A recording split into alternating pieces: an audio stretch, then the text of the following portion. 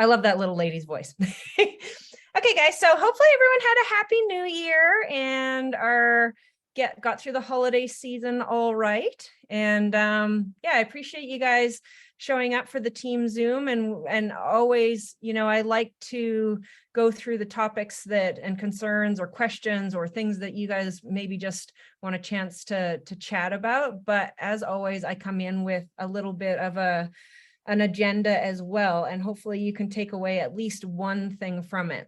And as always, I definitely want you to be participants in the conversation, right? And it's not just where I'm delivering a lecture to you, but you're actually participating.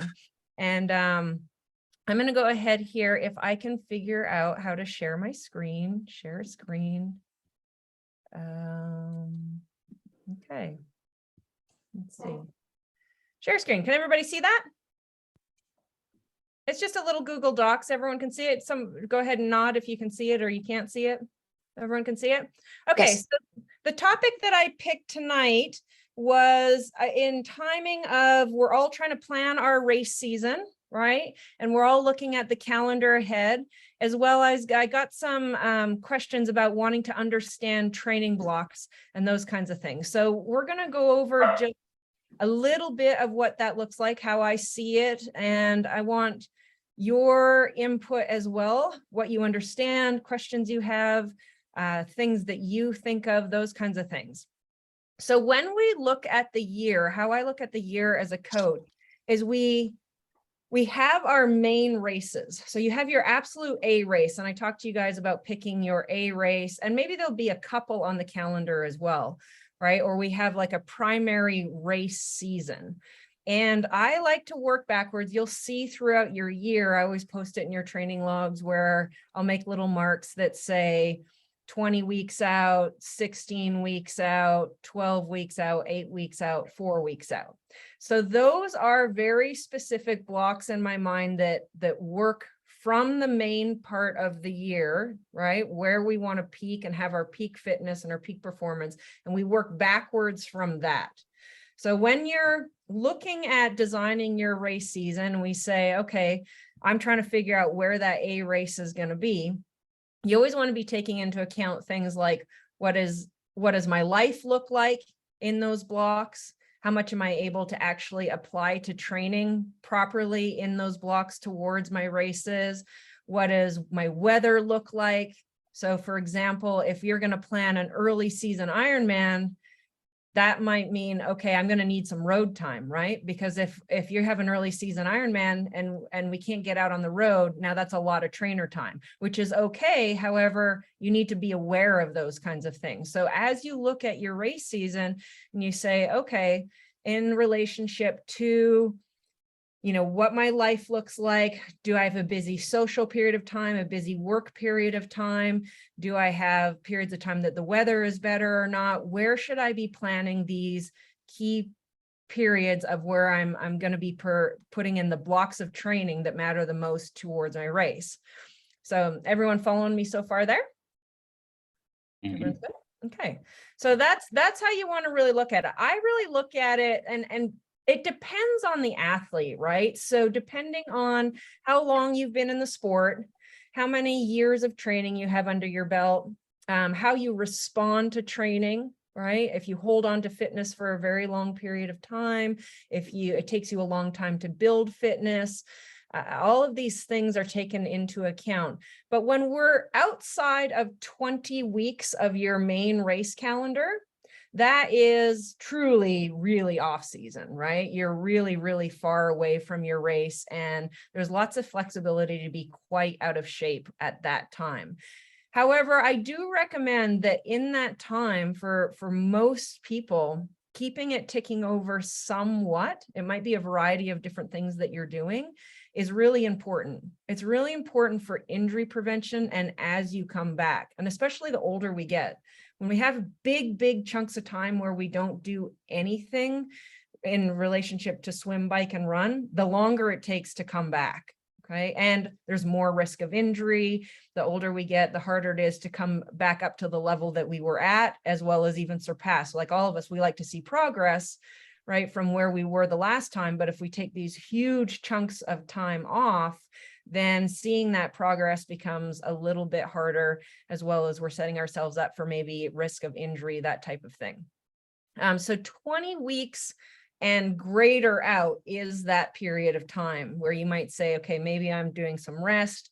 Maybe it's a period of time where you look at what your weaknesses were from last year. That's that debrief and evaluation where we take a look at, like, where were my weaknesses last year, right? And what is it that I struggle with? And that might be a time you do some what is called even block training, right? Where we say, okay, I'm going to do a specific block of run training. Just I'm going to let Maria in here. Or I'm going to do a specific swim block or something like that, right? That is when is a good time to do that, where you might be biking less, you might be you might be doing something a little bit less, but you can focus on that block of training. And that's what kind of I do with that run challenge, right? We don't have a lot of time to be biking, we might not be at the pool a lot, but we can block off that. Or is it a time that we spend doing, as I have a lot of you doing, some really heavy duty strength training? Because when we strength train, the other sports are going to suffer a little bit, right? That you're going to have, like, I call it toilet paper roll legs on the bike, and you're maybe going to have like some soreness that you're not used to. You're going to feel a little flat in the water, those kinds of things. So this is a good time to be doing that stuff. Block training, strength training that is a little heavier than what we normally do. All of those kinds of things are when we do this in this off season. Now, I'm going to use myself as an example, because I can use myself as sort of like that example athlete. I didn't do triathlon. I didn't swim or run a lot in the last number of years. And so I've spent this period of the off season just getting going again, right? When you take a long period of time off, my training right now looks like almost like what some of yours race season would look: swim, bike, run, swim, bike, run, swim, bike, run, and a very little strength training, because I need that amount of time all the way to May to actually get the momentum and the fitness built up and the durability to handle the training and build it all the way to the race. So when I say what this 20 weeks looks like for each athlete can be very different based on your history, based on what your last year looked like, how long you've been in the sport, weaknesses that you need to work on. But this is the time to be doing all those kinds of things that are homework to you and specific to you. If you needed a rest, maybe that's specific to you. So really different. It's also the time that the weather is a big factor. So someone could say, I need to do a big bike block of volume, or I need a lot of volume, but it's snowing every single day, right? How many people are in that situation, right? So if it's raining every single day, you're not going to be able to, or raining or cold or snowing, you're not going to be able to do the big bike volume. So then we have to start to look at, okay, what are my weaknesses and what do I have access to? Right? And then what does your lifestyle allow? Work, family, social activities, all of those things. So all of these things are questions that you ask yourself in this period of time. What are my weaknesses? What is my history? When is my race season? What do I have access to? What does my life allow? So when we're looking at that, this is all being taken into account when I'm planning your training, or you might be thinking about your training. All right. Anyone have anything that they want to add to that at the moment? Give some ideas, thoughts, that kind of thing. Julie, how about you? You coach a big group of people. Is Julie with us? Yeah. Hang on. Hey, can you hear me? Yeah, we can hear you. Yeah, no, I mean, I don't think I have anything to add, except everybody is different. And yeah, I mean, I think it's what is your last 6 weeks look like, is what looks like your timing right now, right? I mean, if you took a serious 6 weeks off, you got to get your shit together now. Yeah. Yeah, exactly. And that's the thing too, is I think that, like, It's easy at this time of year past the holidays to let the time frames get away from you and think, oh, I've got forever till race season. And then before we know it, we've had so many weeks off that fitness really does go away. You know, it builds back. Obviously, the longer you've been in the sport and the more work you've got going in, it builds back pretty quickly. But I will say, I mean, I've been in the sport since 1999 and have trained a heck of a lot of hours, and building back fitness, it's a grind, right? So if you leave that to last minute, like Jesse likes to call it panic training, you're setting yourself up for either maybe not quite getting there, not being able to go through the blocks of training, or getting injured, right? So that's why it's important when you see those little markers of like 20 weeks out, 16 weeks out. When we start getting into this 12, 8, and 4 weeks, that's really important. And the most common mistake I see people making in this period of time is they overdo the planning in the rest of their life. So there becomes this big conflict of when we mark that in your calendar, it's really important to have a look and say, okay, so here's my A race and here's the blocks leading in. If you know you have a huge work conference or something within your life or family where you're going to have to miss 2 weeks of training within this 8 weeks out from your race, you can start to see how that planning becomes pretty tough, right? Or maybe not setting yourself up for the best race that you could possibly have. And sometimes life just happens that happens. But if you're aware of it ahead of time, then you know, okay, well, I need to adjust my goals or my expectations, because this period of time, right, we've done all of this change and all of this base and all of this work on the changes that we needed to make as an athlete to basically be prepared for this block, right? And once you're within this 12 weeks, we start specifically training for the event that you're training for. The distance. Clarification? Yep. So that's 12 weeks out and then 8 weeks out and then 4 weeks out, not 12 weeks of this and 8 weeks plus 8 weeks of very race specific. Correct. So in other words, you're 12 weeks out from the main event, Okay. then 8 weeks out from the main event, then 4 weeks out from the main event. Does that make more sense? Yeah. So it's not like 12 weeks of training. No. That's kind of what I was first thinking. That's a long time. I'm No, like, that's a long time. No, that'd be too long. Unless you're brand new to the sport and you need that long of a build up. But yeah, so that's 12 weeks out from the main event. And typically these, you mark these and the closer you get to the event, the more specific your training is for the event that you're doing, right? So if it's an Ironman, it needs to start to get more and more specific towards your Ironman training and the course that you're on and the conditions that you're going to be facing and all of those things. Same with, and then 8 weeks, it gets, you might have a little rest after 4 weeks, have a little bit of recovery, and then another block where it gets even more specific in race paces and race simulations and those kinds of things. And once you're within 4 weeks, it's taking a look back on how have the last 8 week block and 12-week block have gone. Somebody just turned their volume on and it's really, I'm not sure who that was.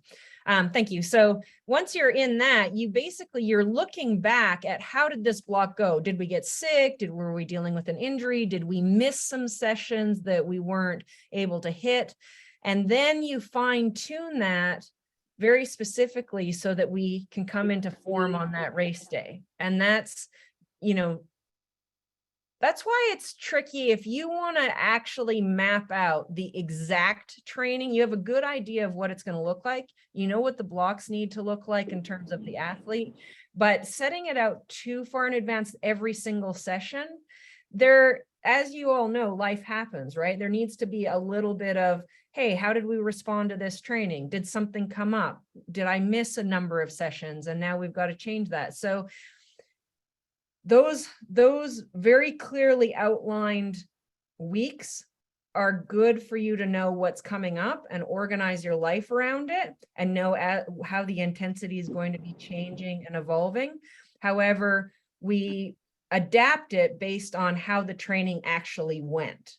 Does that make sense to everybody? So if you missed 2 of your long runs, well, we're going to have to adapt where we're at in that last 4 weeks. Okay.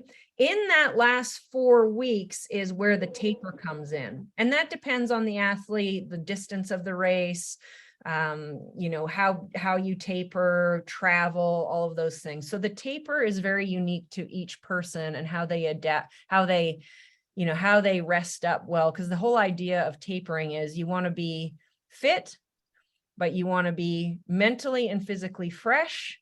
And the freshness, the fitness, and all of that has to come together at the right time for the distance of the race and for each athlete. And everybody is very, very unique that way. So that can look 100 different ways depending on the athlete and how the training's gone throughout these blocks. Marilyn, Okay. I have a quick question. Yeah, of course.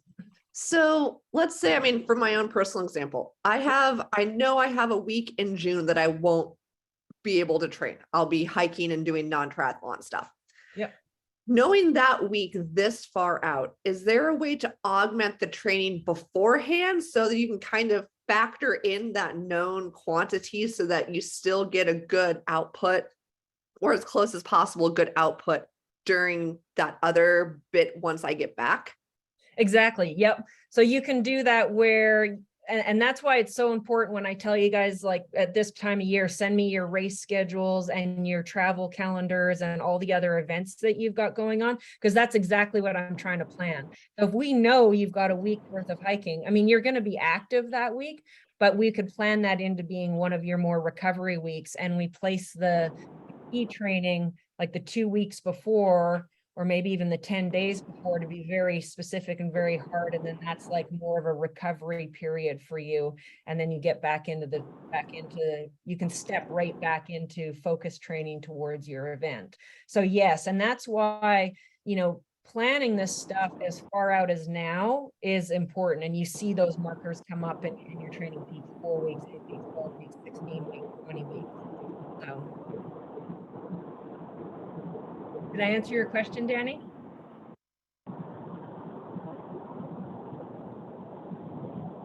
Danny, are you there?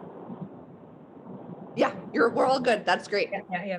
Hey, Christina, I think you have your volume on and you might be traveling or something. It's a bit loud for us.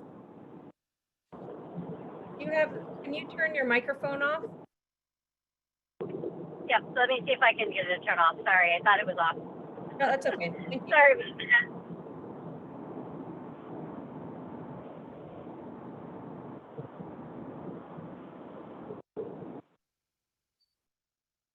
All right, good. Okay.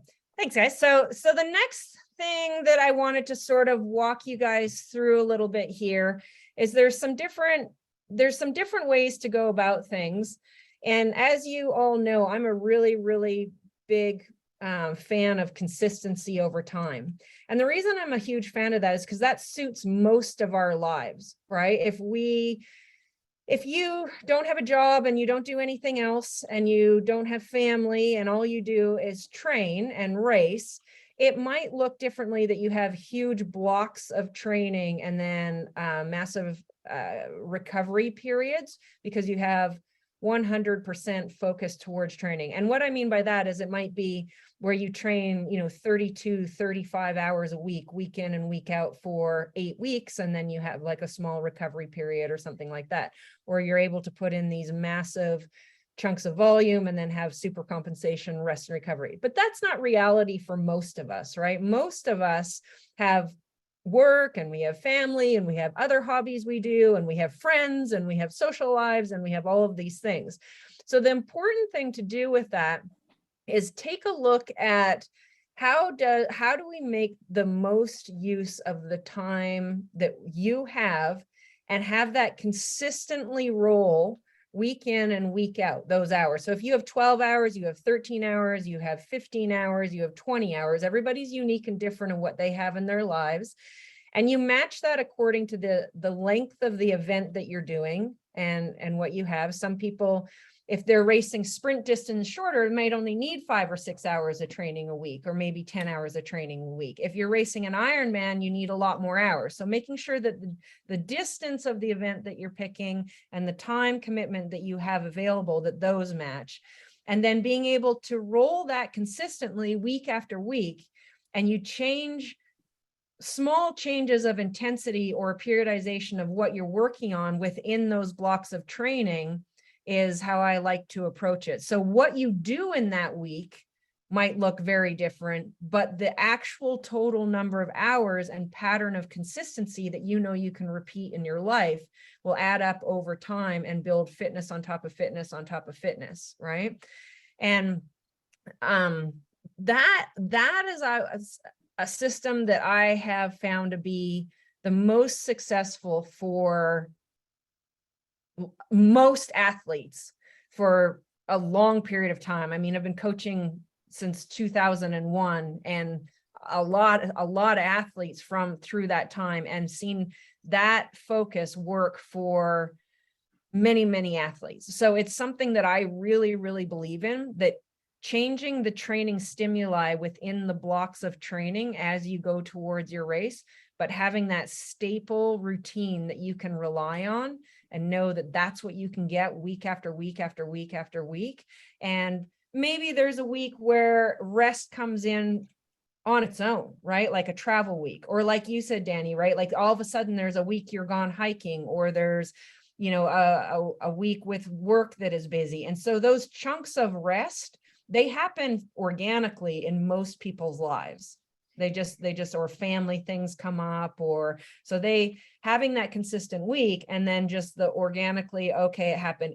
There has been times with certain athletes who roll pretty consistently, and I'll see notes in your training peaks that start to lean towards being a bit more tired than what you should be.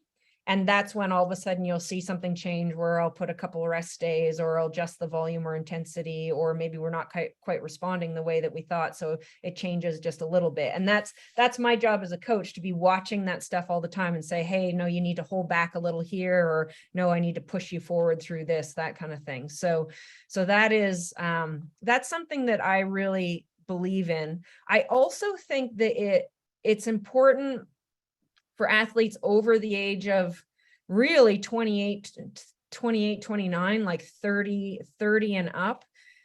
If we're really, really consistent, you're a lot less risk to get injured. And even younger athletes, I mean, there's certain sports, like keeping your running going consistently as much as you can has a huge component of injury prevention. When we have huge chunks of time off one of those sports, then injury comes up a little bit more. Feel for the water. When we have huge chunks of time out of the water, you know, swimming is a feel sport, and we lose that feel for the water. Let's see. Any questions so far? Any other things that are popping up for people that they want to share, or that that's rolling through your mind as I'm talking about this stuff? All pretty good. Does it make sense to everybody? You can nod. Yep, makes sense. Anybody completely disagree? Anyone listening going like, I completely disagree? Nobody completely disagrees. It's okay if you do. We can definitely talk about that too. All right, so then the next thing is, obviously with our sport, it's a lifestyle that we've chosen because we like to do it, and it brings a lot of enjoyment and fun to our life too, right? So making sure that within those blocks of training, and as we pick these weeks that we're going to work backwards from our main event, and we know we can roll it consistently, that we're continuing to enjoy it and have a lot of fun with it. Right. And so if at any point you're looking at it and going, no, there's going to be periods of time where it just feels like a little bit like, you know, like anything in life, right? Like going to the grocery store every week isn't always fun, but most of the time it's necessary and fun, right? So it's like one of those things is that, yes, it might become a little bit of a grind from time to time, and it's necessary to be tired at certain times because that's the impact of training. We have to build a certain amount of fatigue to gain that fitness. But once we know that we're through that, we also want to make sure that we're still having fun. So always checking in. Does this suit my lifestyle? Is it working towards my goal? Am I having fun? Is it something that I can consistently keep excited about and keep rolling with. So that's a question to always be asking. And that's why we build that consistent week around that, working it backwards from our main race season. Once you're in the race season, those blocks of training, they can look a lot of different ways, right? If you recover from a race and then maybe you have another 3 to 6 week training block to your next race, the fitness builds that momentum throughout the year. So once you've gone through this at the start of the year, in particular, the 20 weeks, 16 weeks, and we've gotten into the 12 weeks into the front end of your race season, this builds momentum kind of like a snowball through the rest of the year. And there might be periods, if you've got a really long race season, where we have like a little mid-season break and reset and change the focus, and then build into the back half of the season. So that's something to know as well, is that the work that you do now, starting in January, is setting up to get ready to be prepared for this. And then this, off your first race, builds momentum into your whole race calendar and throughout the year. And then we adapt it and change it based on how long your race season is and where you're racing, the length of races, those kinds of things. All right, so how do we decide what is a key session and when do we let it go? So this is a really common question that I get from people. Your key sessions are the ones that are most specific to either your weakness or the event that you're preparing for. So in other words, if you're preparing for an Ironman, your long ride and your long run are really, really important. So those should be the most important things that you are pivoting your week around, or even a half Ironman. You've got to have the endurance and depth of endurance to be able to complete the distance first and foremost. So if you're looking at anything and your whole week is going to shambles, make that's a priority. At this time of year, the key workouts are the ones that are addressing your specific weakness the most. So if there's something, you can usually see an ebb and flow to each week, and you can see which ones are recovery or which ones are just easy, and it's additional, it's a volume sport. So we're always accumulating as much volume as your life will allow. Endurance sports, anything that's, an aerobic endurance sport is a volume thing. So we're accumulating volume, and as much volume as we can that your body and that your lifestyle will allow. But some of those, if you see, okay, well, these are sessions that are addressing my weaknesses. These are sessions that are working towards and building towards my A events, and they've got a stair-step build to them. In other words, each one is getting a little bit more each week.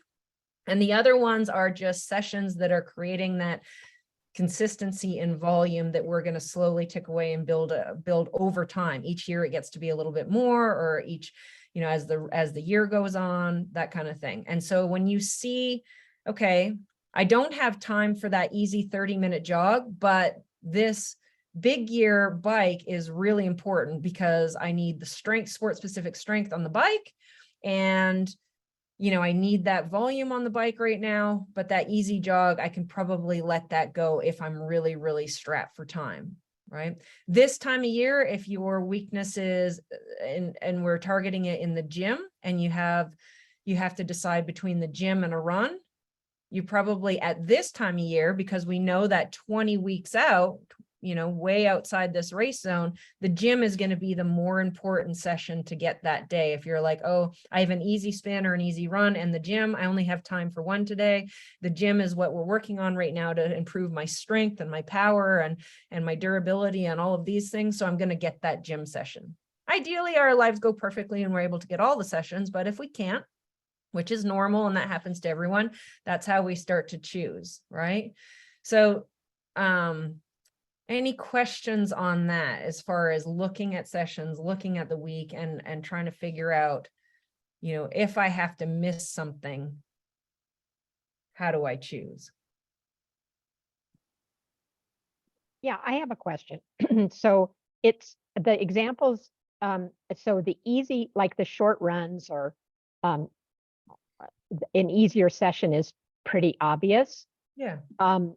But beyond that, it's not so obvious. Right. And So yeah. yeah, so if it is addressing your specific weakness, so if you know in your mind, and you've had a, you're looking back on your races from last year, and you have an idea of where your weakness lies, and you're going, well, I only have so many sessions I can fit this week, and I'm trying to choose something. Choose the ones that specifically address your weakness. So if you know, hey, I had a lot of trouble with endurance, and I'm 20 weeks out from the race, and I have to choose between, building that endurance more or hitting the speed session, choose at 20 weeks out the session that's going to help build your endurance. Now, as you get closer to the race and you know that your endurance is improved because you've been choosing that all through that 20 weeks and 16 weeks out, and you're like, actually, my endurance is pretty good. We've addressed that issue that I had trouble with endurance.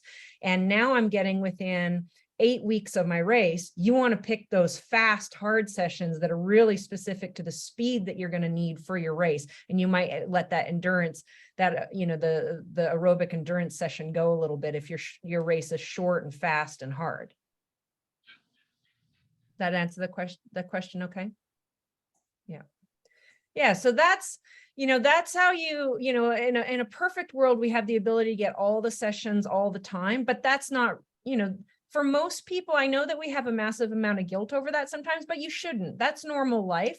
We do our very best to get as many of the sessions as we possibly can. And you might even roll a number of weeks and months where you get all of them and you see that fitness really growing and building momentum.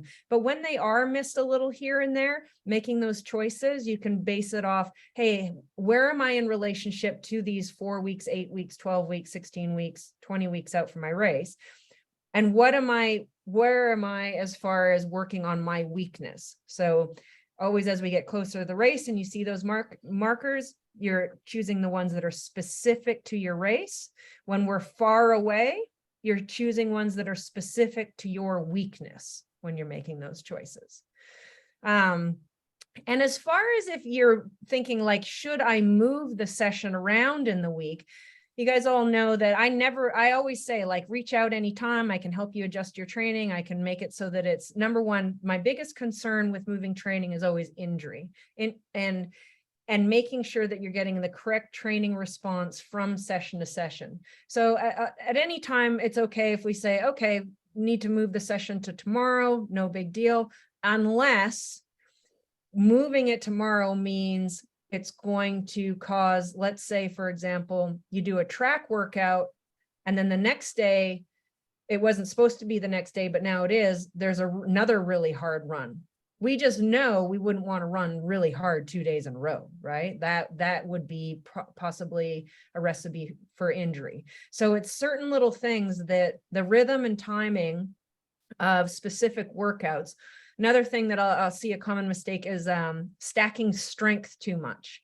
So in other words, if I've got the strength spread out through the week, and strength can mean anything from sport specific strength, whether that's paddle work, big gear work, hill reps, strength training in the gym, core work, those kinds of things. And if they're spread out throughout the week to be far enough away from each other to get the training response and then recovery, or work a different energy system in between to actually see that fitness grow. If it gets moved where that strength is stacked on top of one another, and it might not always be obvious to everyone, they think, well, I was at the gym yet, if it's big gear and then gym, it's better done on that same day versus stacking it. And you can do that a little bit, but if it happens too much, too often, or too many days in a row, the soreness is too much, the accumulation is too much, total stress over time is too much. And then not only are we not getting any stronger for it, because we're not actually able to hit numbers to get stronger, but we're at risk for injury. So that's where I come in and say, like, hey, this is okay, that's not okay. Or yeah, go ahead and do that, but I'll change like the rest of the week, that kind of thing. And I always explain that stuff to you guys so that if you had to do it on your own, because my job also, I'm passionate about making sure I'm teaching you so that you know, oh, okay, I had to run hard yesterday because of timing with life. That means I should probably go a little easier today. If you're like, oh, I don't have time to reach out, or you can make these decisions for yourself as well. the better you get at that stuff. So yeah. All right, any other questions on that stuff? I think that those rules of thumb with that are really important for you guys to know, right? So the main things that we're going through today that are the important things is, understanding as you look at your race calendar, how the weeks progress.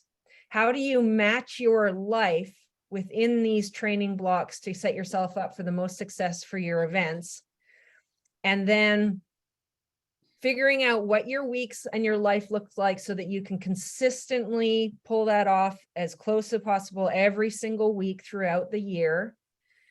And then the rule of thumb of making decisions on how do we decide on what sessions we can let go of, or which sessions we need to make sure that we always get are the ones when we're far away, it's what is my weakness? And when we're close in, it's what am I specifically training for? And asking yourself those two questions will help you know exactly what sessions are your most important ones to target. All right, I'm going to stop sharing here. Okay, so as we question, Marilyn. Yeah. So you shared some training log content from back, you said what, before your Ironman France race from years ago? Yeah. Didn't you just share that the other day, right? I did. Yeah, that was an old log from when I was training with Scott Molina in Boulder, Colorado. Yep. Yeah, that was cool to see. Thanks for sharing that. You did some of that change in the workout, I think, right? I think that's what I understood from reading the log. And so I was just thinking maybe you could comment on that relative to what you just told us about checking in with you, because I couldn't tell. I assume you had a coach at that time. I couldn't tell if you did that unilaterally or you did that with your coach, or just how that worked. Maybe you could tie that together. Yeah, that's a really great question, Kelly. Thanks so much. So at that time, I was being coached by Scott Molina, who really raised me in this sport, and in Boulder, Colorado. And I was on a very high, I was training full time. So I had no other job other than to eat, sleep, and train. And my volume was very high, especially for a female athlete. I trained pretty consistently about 32 to 35 hours a week. And mostly with men, to be honest. So my intensity was also very high. I could handle a lot of training most of the time. So that sort of like paints the picture of what my life was like. And at that time, training also came to you in an email. And you got an email that was marked Monday through Sunday, and here is your sessions. And we used, the most advanced thing we used was heart rate. And so there wasn't any, and Scott checked in with me at the end of every week, just through email, unless something came up and I sent him an email, and he was in New Zealand. So it often took, maybe 48 hours to get to him and then get back to me with our dial-up, at least we weren't faxing back and forth, but our dial-up internet and email. So coaching was a lot different back then. And the amount of contact was a lot different. So you had to make some decisions on your own based on what was going on. And because I trained very high volume and truly pretty high intensity as well, just because of the nature of the training partners I had, I often, if I had an injury come up or something like that, which I talked about in that log, I had a little bit of an ankle injury. I always had chronic post-tib tendonitis when I was racing. So I would have to make decisions sometimes before I heard back from him. And of course, I would email him and let him know. And then he would say, okay, next week, this is what we need to do. But by the time we actually were able to communicate, it, 3-4 days might have gone by. So the biggest difference is that now we're so advanced, we have training peaks, we're in contact all the time. We see everything right away. We have email, text, Facebook, WhatsApp. And so the contact to be able to get that help right away has improved a lot. It's really, really improved. And so I can, as a coach, I can help you a lot more compared to what was available to me. So Yeah. Makes sense. Thanks. Yeah. Yep. But luckily I wasn't part of, I remember when Gordo first started training, he just got a fax in the mail. That was it. And here's your, or a fax on the, on the machine. And it's like, here's your training plan for the next month. And I had ones like that too. When I first started, it was just like, here's your piece of paper and I'll see you in a month's time. Let me know how it goes. So fortunately, we don't have to do that anymore. Same with like how heart rates real, it used to be just nothing on your bike or watch or anything like that. It was just go run. And when you ran paces, I'd literally, if I was running a paced run, I would go and mark it on the road with like little, like this stick and that post. And that was a mile. And I'd go back and forth on the piece of road. And that was my mile repeats, or on a track because it was measured and 400 meters around. And the rest of it, I just used a Timex stopwatch. Bike, you had nothing on it other than, what a computer that told you how long you're out there. And then eventually you got heart rate, which was really exciting. And then you could see kind of, what your heart rate did. And that, we've learned a lot about relationship between training and fitness and heart rate and how that affects. And then, power came along and made things even better. So it's always getting better and improving, right? And that's why we're able to dial things in a lot more and make better decisions and make better changes more on the spot that help people stay healthier for longer and perform better and all of those things. So thank God for that.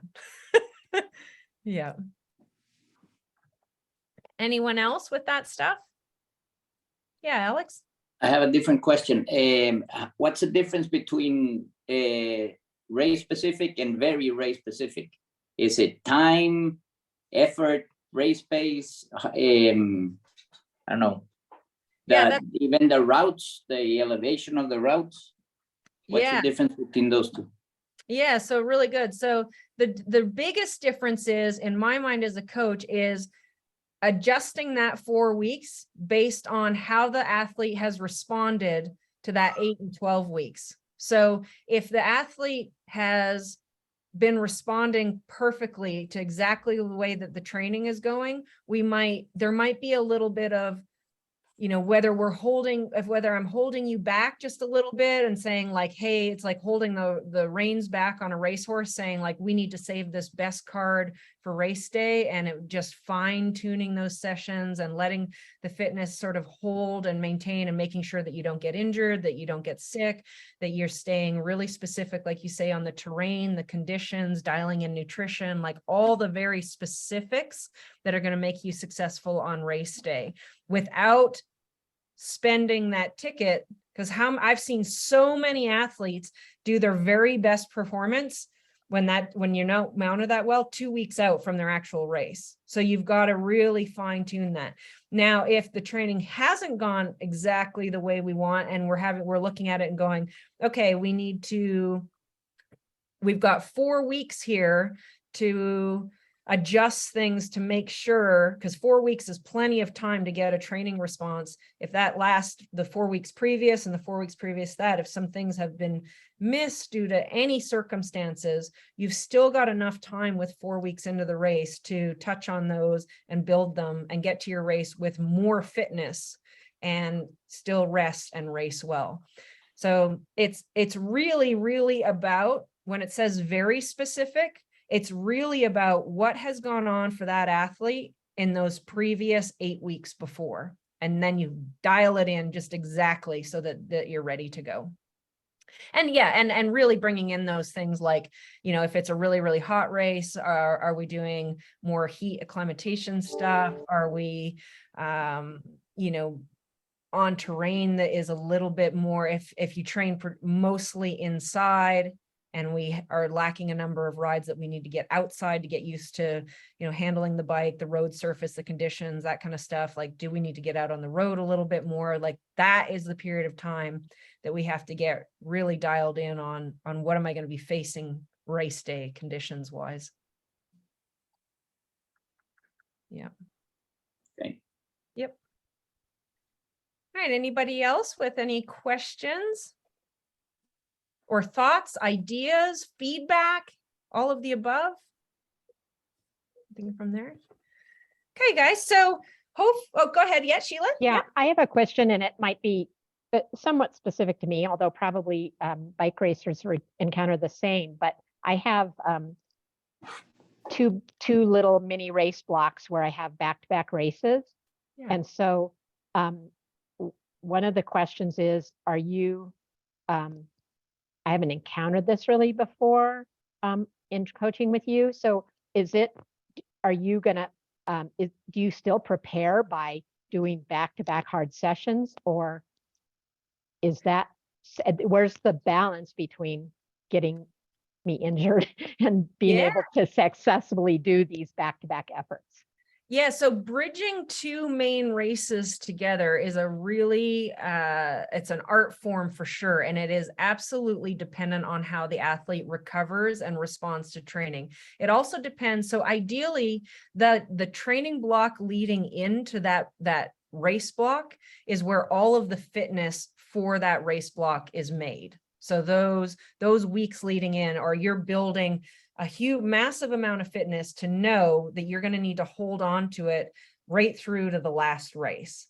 Then in between the two races, it's dependent on how does this athlete recover from the race?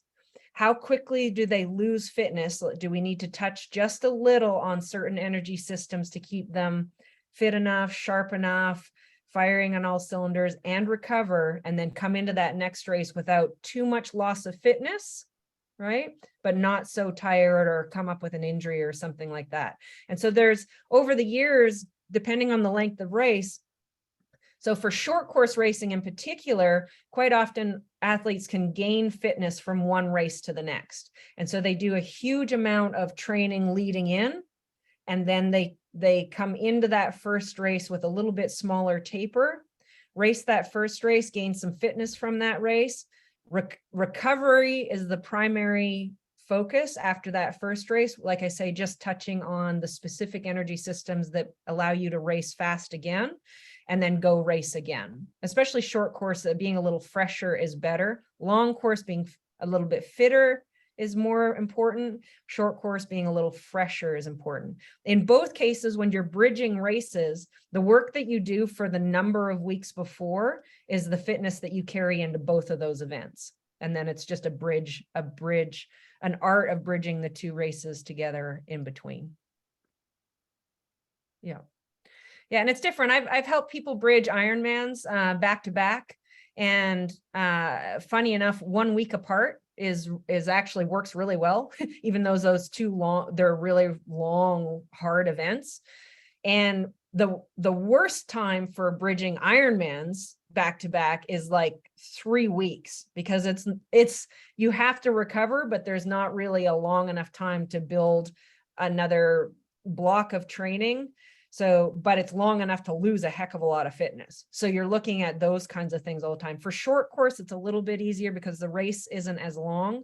And so if there's 3 weeks between, there's plenty of time, right? Because you recover from the race and then you got plenty of time to get a good 10-day training block in, recover again, and then go to the next race. So it's really, really dependent on the length of the race, the type of athlete, how quickly they recover, those kinds of things. So that's a really good question. I like that question.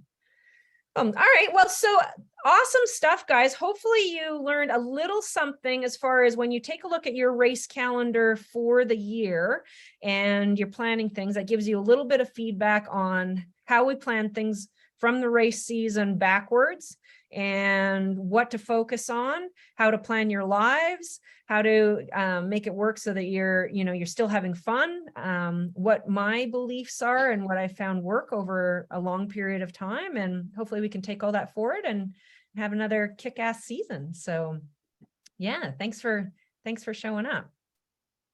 Anyone? Thank you, Marilyn. That was good. Any closing thoughts from anybody that they just want to chime in? No? Okay. Well, thanks for showing up, guys. Thanks so much for your time. I know we're about 5 minutes short here, but I feel like we got through all the content that we wanted to. And yeah, I appreciate your time. So we will talk to you guys through the weekend. Cheers, guys. Thank you. Thanks. Bye. Bye.